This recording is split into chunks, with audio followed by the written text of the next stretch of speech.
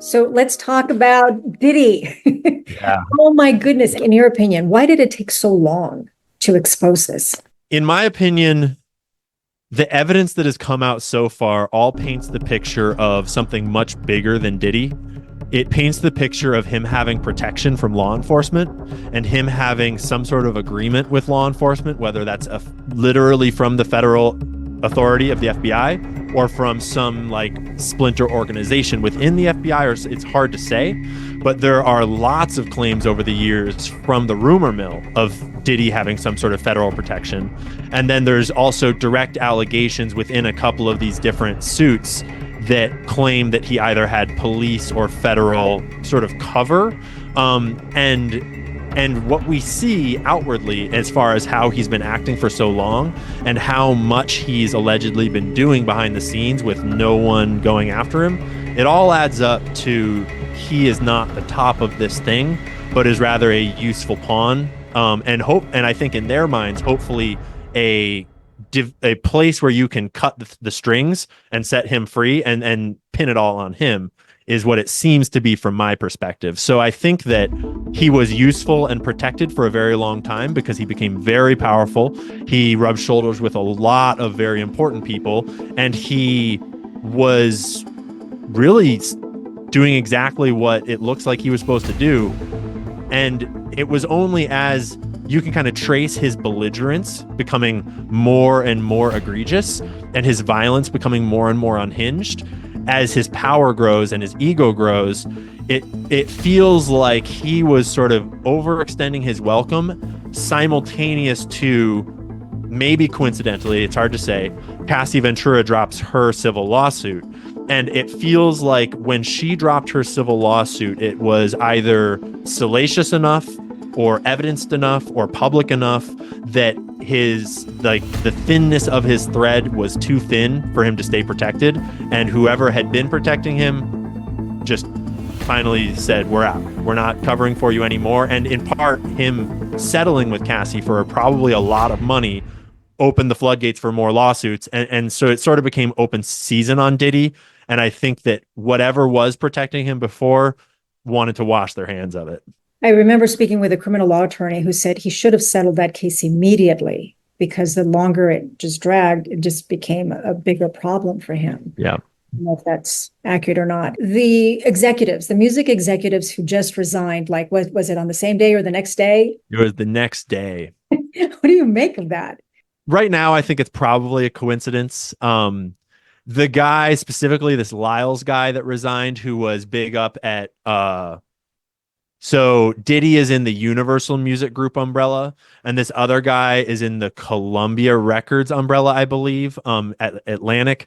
And he's not like super directly related to Diddy. He's very related to Jay-Z, who is very related to Diddy. And there it is suspicious, but at the same time, people point out pretty wisely that a lot of corporations' fiscal quarters end around this time of year, around September. And so it's not an illogical time for someone to step down. It's just a weird day to announce it. And it seems like a pretty abrupt stepping down, that guy in specific that I was referring to in the pieces I've done about him. I think time will tell. I think it's important not to over speculate because you start to debase your own perspectives and you start to debase what is true. But it is important to keep our eyes out and to look carefully, because one thing that I always come back to is that I think most normal people don't have any reason to think about is that right now we're kind of talking about investigating a covert intelligence agency operation. It might just be Diddy doing evil stuff, but it might be more nefarious than that. And if it is more nefarious than that, we're talking about the tactics of covert intelligence agencies. And the whole point of that is plausible deniability.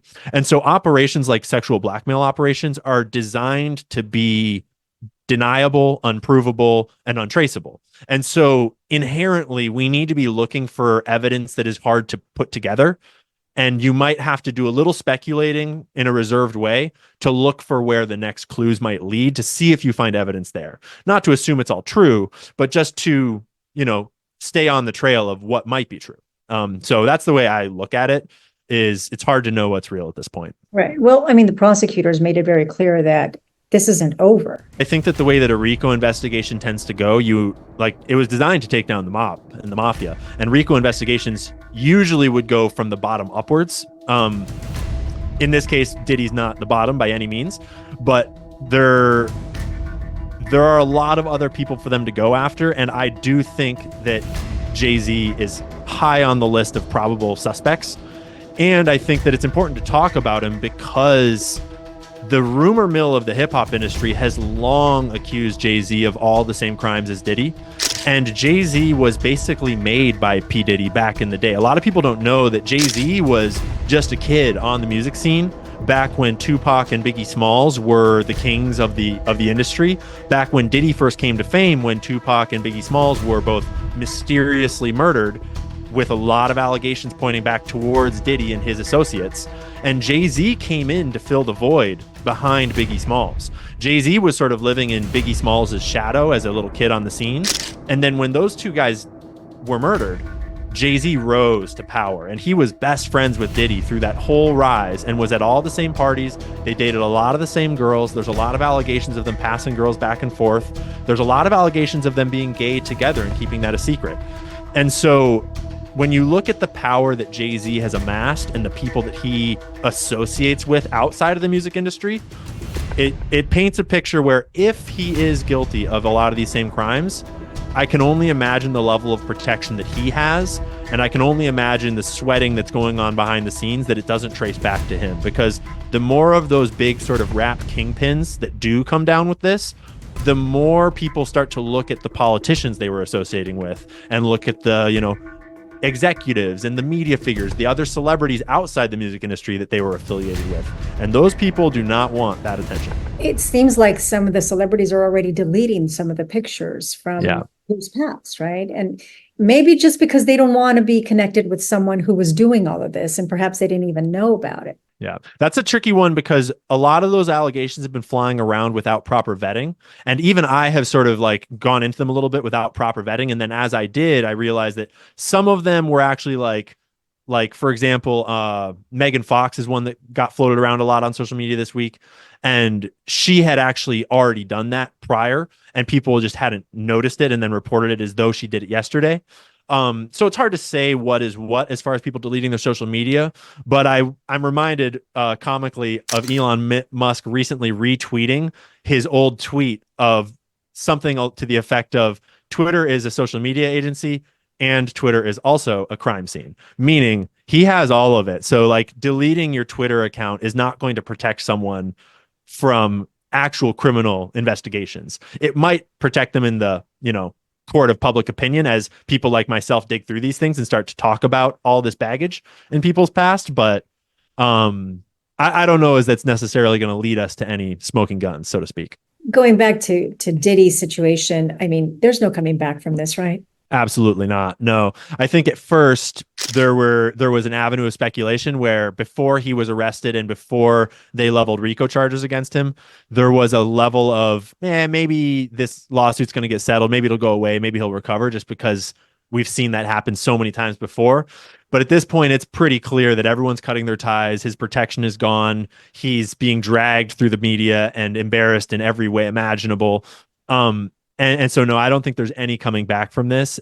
And my mind is on, is he going to have a strange suicide accident in prison because of all of the powerful people that he has dirt on? And if I was in his shoes right now, I would know there was no coming back from this. And his only avenue towards an ounce of freedom in the future is probably to cut a deal and start talking. And I don't think a man of Diddy's morals and integrity, as we've seen alleged by all these women, I don't think that man has a whole lot of morals and integrity when it comes to his friendships when his life is on the line like this. So he could end up having some sort of accident. I sure hope not. But he's on suicide watch right now, and he's in the exact same jail that Jeffrey Epstein was in when he allegedly committed suicide. So I think we're all hoping that Diddy doesn't Epstein himself in the near future, because we're all curious to hear what he says.